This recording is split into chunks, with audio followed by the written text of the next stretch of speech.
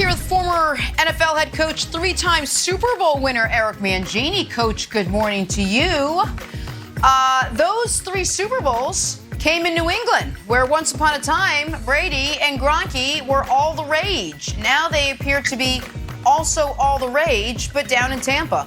Brady leads the league with 9 passing touchdowns. Gronk leads the league with 4 receiving touchdowns, both on the verge of rewriting the record books.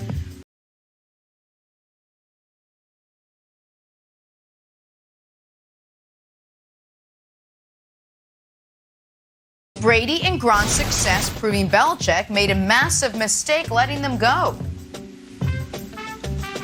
I mean, I don't see how anyone could argue it's not turning out to be a terrible, grievous error. Now, I know folks are going to say, Nick, you were advocating for it. Yes, and I was clearly wrong. But the difference is, and one of the nice things about my job versus Belichick's job is, I'm allowed to be wrong. Like, I'm literally just giving my opinions, informed, hopefully, on things. Bill Belichick's running a team. And Bill Belichick, and this is what I want Coach to dig in on with me. We all know his philosophy, part of it has been, rather be early than late. That we're not going to pay for past performances, we're looking to the future.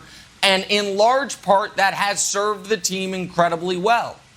But I believe it is foolish to act like there is not an associated risk with that, which is you might give up or move on from a player too early.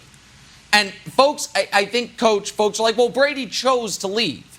He chose to leave because it was clear Belichick was wanting to turn the page and wouldn't make a long-term commitment to him.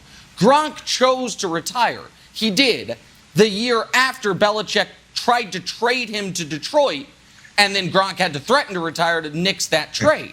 So I think given the fact that Gronk looks amazing, Brady is somehow aging in reverse, and the Patriots had to overpay for the tight end position and are grasping at straws at the quarterback position, I don't think it's a hot take to say this was a huge mistake by Bill that the fans and the owner didn't want him to make. He made anyway, and the Patriots are paying the price for it. Yeah, I agree, Nick, and I thought this was a mistake when it initially happened. I feel like that this could have actually been compounded if they allowed that Bill to move on from Tom when he wanted to with Jimmy Garoppolo.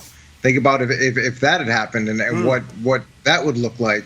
But finally they did allow him to move on from Tom, and it was over really a nominal amount of money. I think he was making $23 million in New England and got 25 from Tampa Bay, and they didn't want to make a multiple year commitment. So that's where it ended, and unfortunately it comes back to a guy who can change in so many ways, but really couldn't change his perception of Tom and couldn't change the way that he was going to operate the system. And I think that Tom wanted to stay. I think Tom wanted some concessions and some recognition and a few things that weren't unreasonable for a guy of his stature. But the system is the system, and it's easy to get caught up with how good a coach you are when you have really great players, and sometimes that can cloud your judgment and you make decisions that unfortunately come back to haunt you. Yeah, I do agree with both of you that Nick, especially with the philosophy, all right, that's how Belichick's always done things, and he stuck with it. But I think this was an absolute mistake, and I think there's another reason, too. This is speculation, but I also think that Belichick was eager to prove that he could win without Tom Brady. There's always been that debate, is it more Brady, is it more Belichick? And we've seen executives and coaches in the past who've had great success across all the leagues, who've had great success, you almost get, I don't say tired of the winning, but you want another challenge. We saw Jerry Krause wanted to prove he could build a championship team without Michael Jordan. We've seen it elsewhere. And so I think Belichick wanted to show that it's not just Tom Brady. I am the architect of this. And I think, I picked them to make the playoffs this year, but I don't think they're going to win a Super Bowl he may never win another Super Bowl. And as time goes on, this is going to look even worse, Nick, than it does right now. If Tampa Bay wins another Super Bowl, whether it's this year or next year, if Brady has, say, 3 more really good years left in him and Gronk's playing well and the Patriots are barely making the playoffs or missing the playoffs, then it's going to be a slam dunk in most people's minds that it was Tom Brady. Yeah, Belichick's a good coach, and it shouldn't worsen his legacy because Chuck Noll, Mike Shanahan, Tom Landry, we've seen all-time great coaches end poorly. All right, Bill Parcells, some others. So this won't ruin his legacy by any stretch. He's still arguably the greatest coach ever, but there won't be a debate. It was Brady more so than Belichick, and I agree with that. I think it always should be the player more so than the coach, Wild. So, but as time, this is not going to age well at all for Belichick. Okay, so Broussard, I'm going to stay with you because what I said yesterday I think was taken as either a hot take or as Coach likes to say, I was trying to dim Tom Brady's light to make Belichick shine brighter. I don't. I just think that I look at football as having an infinite amount of decisions to make in the course of 20 years.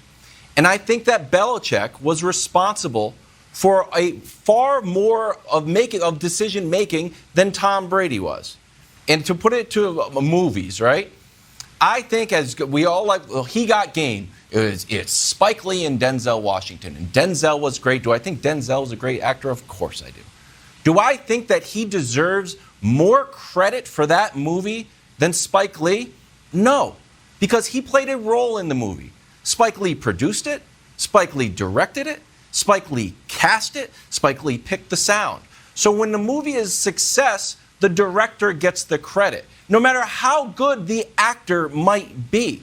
So the reason why I still don't think, I think it's Belichick deserves more of the lion's share is because there's literal plays Tom Brady's not involved in. It's not analogous to Phil Jackson and Jordan. Tom Brady is sitting on the sideline for half of the game while we had the best defense win the Super Bowl. Another time we had the best defense win the Super Bowl. Fourth time we had the best defense. That's Belichick.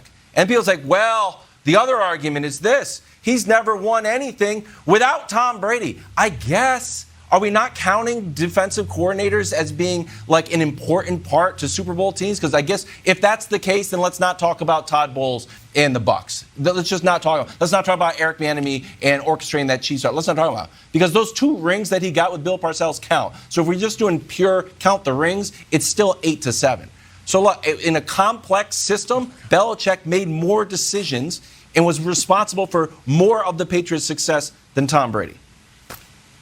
All right, let me respond quickly before we move on to Coach Wiles. No way. We're not. Yes, he's got the 2 rings as a defensive coordinator. That's great.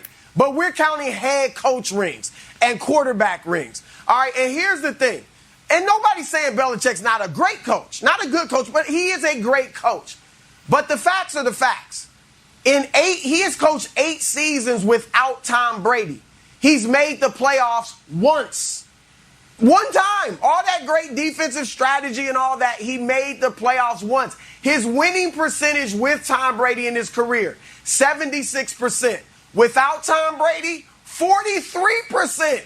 Even in New England with those Super Bowl teams, it was 77% winning with Brady, or 76%, and 47% winning without Brady. So, Coach, I'm not taking anything away from Belichick. I'm just saying Brady was the main reason. Belichick, a big part of it, but Brady was the main reason.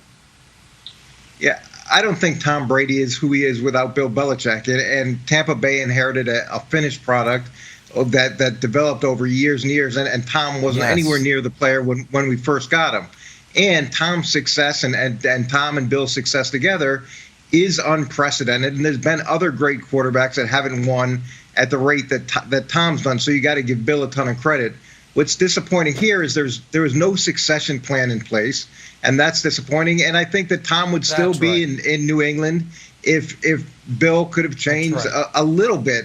And after you get 20 years of a relationship and all the success that Tom had brought, he deserves some ability to adjust the system. Yes. He does. He deserves some right to that, and that wasn't going to be an option in New England. It's unfortunate. And as great as Spike did, He Got Game would have been terrible if Mac Jones was the leading actor. It wouldn't have been good. Wouldn't have mattered. I'm just letting you know that. Like, just wouldn't have mattered. Sorry. We got to head to Green Bay.